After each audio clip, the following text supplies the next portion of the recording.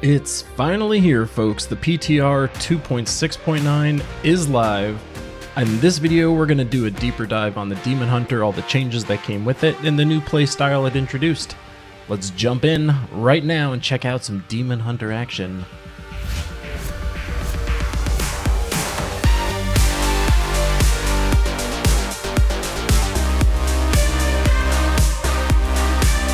We got ourselves a new set, baby! New set, it's the Gears of the Dreadlands. This is a set that's all around using primary abilities, which are your mana generators, your hatred generators, and then you also get to use strafe. So you get to whirlwind around and shoot some primaries all over the place. So let's check out this set.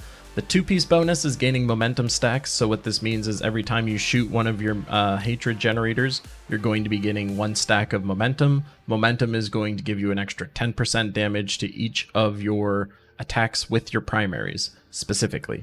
So this is going to enable your primary abilities to stack up some damage. Pretty cool, up to 10 stacks. They whittle away one a second, so that's kind of fun.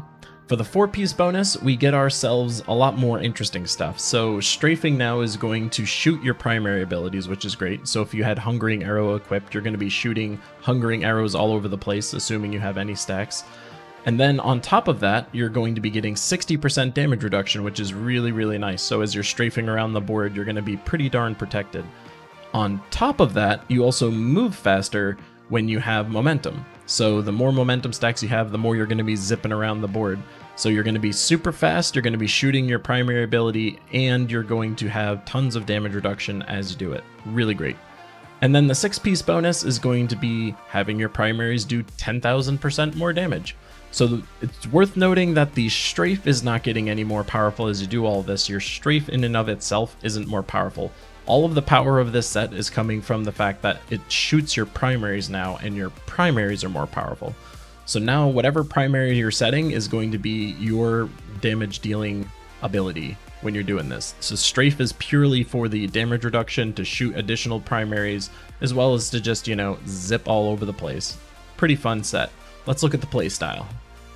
So with this ability, you're now going to generate these stacks of momentum, and you'll see them on your actual primary ability. So as you're shooting your Hungering Arrow in this instance, you'll notice that the stacks of momentum are showing up there. It doesn't show up as a buff on your character. What's also noteworthy about this is that, of course, you're shooting your Hungering Arrow, which is a generator in and of itself. But as you're strafing around, you're also shooting your primaries, which is also generating more hatred. So as you're strafing around, your hatred is going to stay topped off, and since strafe is actually spending your hatred, all of the Hungering Arrows that I'm shooting in this instance are actually generating. You'll notice that as I'm shooting it without anything here, I'm actually losing hatred, but as long as there's enemies around, you'll actually be gaining hatred as you do it. Something else worth noting is that even if you have different abilities like Bolus, which explodes, or with Hungering Arrow that hits multiple times, or even Entangling Shot, which you can chain multiple people together, no matter what, I've tested them all, you always get one hatred per cast. So each cast of your spell is not going to generate a ton of different stacks. It's only going to generate the one stack when you shoot it. So it does not matter how many times Hungering Arrow pierces around everything. I was hoping that that would potentially get you a ton of stacks just by doing it, but it doesn't. You just get the one stack, and that's it, regardless of which primary you use. Something else I wanted to mention is the way the stacks work. So the way that the stacks show up is on the primary ability, as we said before, but what's weird is that as it's ticking down, there isn't a 1, but the game knows that there's a 1 there. So you'll notice that sometimes when I shoot him, it's showing 2, and then other times when I'm shooting them from seemingly 0, it pops up as 3, but the 3 disappears quickly.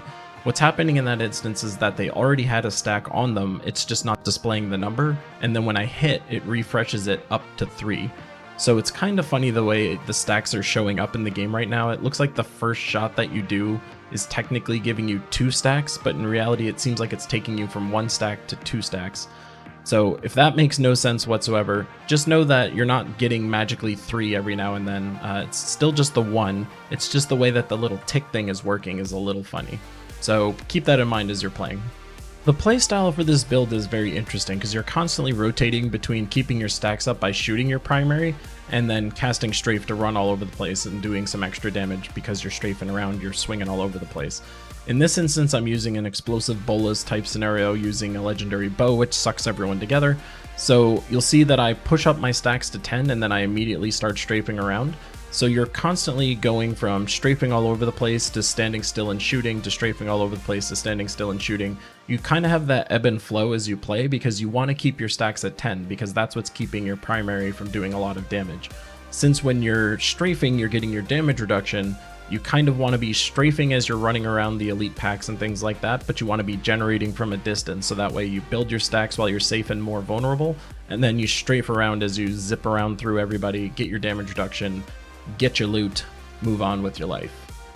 As far as items you're going to care about now that primaries are kind of your primary damage dealer, are going to be certain combinations of things that are boosting stuff. So for instance, the 9th series satchel is going to be boosting your Hungering Arrow by quite a lot, and it also is guaranteed to pierce now with this patch. So to me, I think Hungering Arrow is going to be the play. The Hungering Arrow to me just seems like the damage multiplier is the highest, and the Hungering Arrow being able to hit multiple people, you can also pick a rune which will make it do increased damage every time it pierces. To me, I believe Hungering Arrow is going to be the way to go. Something else that's super great is going to be the Focus and Restraint combination here. Focus and Restraint, you're getting a 50% multiplier every time you use a resource generator, which is your primary, and then you get another 50% damage increase every time you use a resource spender, which is your strafe. Since the playstyle of this build is rotating between the two, you're going to constantly have that up without even thinking about it, so that's a very natural fit.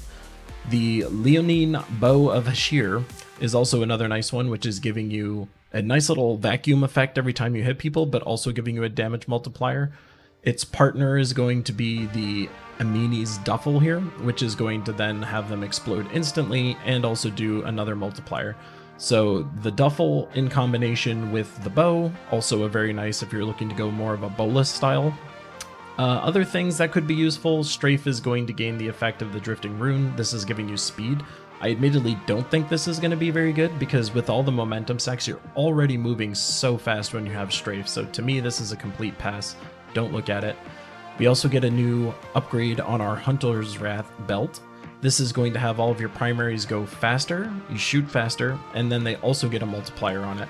So to me, Hunter's Wrath is going to be absolutely must use when it comes to any build that's going to be taking advantage of this set. As far as bracers go, we've got the Wraps of Clarity. This is having your hatred generators also give you 50% damage reduction. So as long as this is on anytime you're shooting your thing, anything, you're going to be getting your 50% damage reduction. So with just these Wraps of Clarity, you will always have your damage reduction because remember, your Strafe is shooting them and you're just shooting them. So your primaries will always be being cast, you'll always have this damage reduction on. So Wraps of Clarity, incredibly good. Odyssey's End is going to give you a nice little multiplier on your entangling shot, so not terrible. The Mantle of Channeling is going to also be useful here because as you're channeling your Strafe, you're going to be getting up to a 25% chance increase in damage and in damage reduction. So damage reduction and damage increase just by having the Mantle of Channeling either on your person or in the cube, I think is going to be very nice. The Aquila Cuirass is going to be very useful as well because your resource is going to be topped off pretty much always. Like unless you're holding down Strafe way longer than you're supposed to when there's nobody around, you will always be shooting a generator, so you're always going to have your resource, so you should always have this damage reduction. So just with the Cuirass and the Clarity, you're going to have tons and tons of damage reduction on top of the set bonus, which is also giving you damage reduction. Very, very safe playstyle. Something else that's going to be cool is the Bariza. Bariza is going to be able to do 2 extra pierces here with your projectiles. So Hungering Arrow again, I think is going to get a nice little buff out of this. So that's very cool. I did test the Calamity. This is fun. You just deathmark the crap out of everybody. But then also this one. So the Vala's Bequest here, you would think would make all of your generators pierce.